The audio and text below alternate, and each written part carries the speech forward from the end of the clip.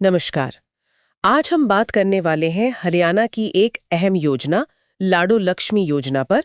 कुछ नई जानकारी सामने आई है इसके लागू होने को लेकर। जी हाँ, बिल्कुल। इस योजना की काफी चर्चा है, तो आज हम कोशिश करेंगे कि इसके मुख्य बिंदु, मतलब कौन पात्र है, क्या मिलेगा, और हाँ, सबसे जरूरी, ये कब से शुरू होगी, इस पर थोड़ी स्पष्टता लाएं। हाँ, क्योंकि सबसे ज्यादा ध्यान तो इसी बात पर है कि हर महीने 2100 रुपए सीधे बैंक खाते में। जी ये सुनने में तो काफी अच्छा लगता है। बिल्कुल, ये हेडलाइन फिगर है, 2100 रुपए प्रति माह।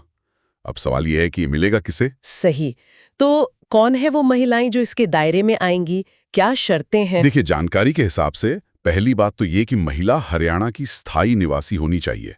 फिर उम्र का एक दायरा है। अच्छा, उम्र क्या रखी गई है? उम्र है 23 साल से ज्यादा और 60 साल से कम। और इसके साथ एक बहुत अहम आर्थिक शर्त भी है। आर्थिक शर्त मतलब आमदनी से जुड़ी हुई?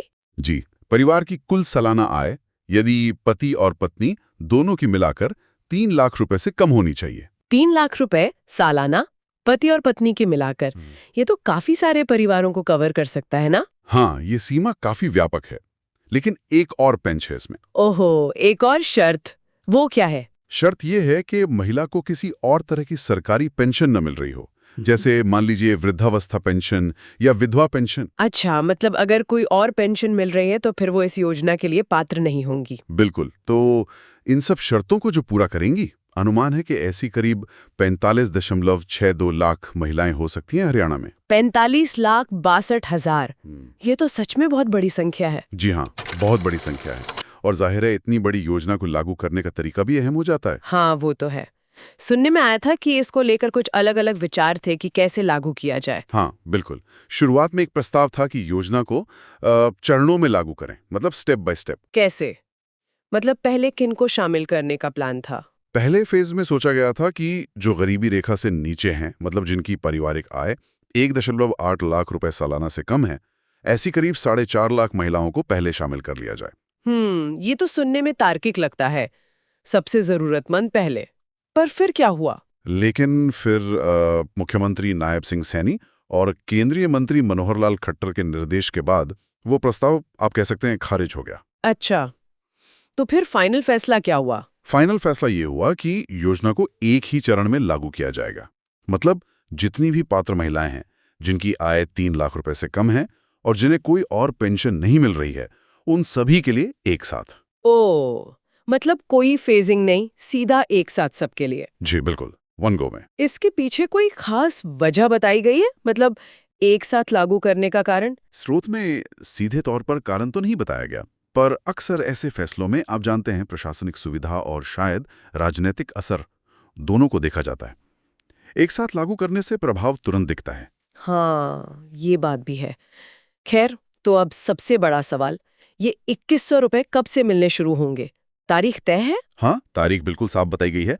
लाडो लक्ष्मी योजना का जो औपचारिक शुभारंभ है, वो हरियाणा दिवस के दिन होगा। हरियाणा दिवस यानी 1 नवंबर? जी हाँ, 1 नवंबर 2025।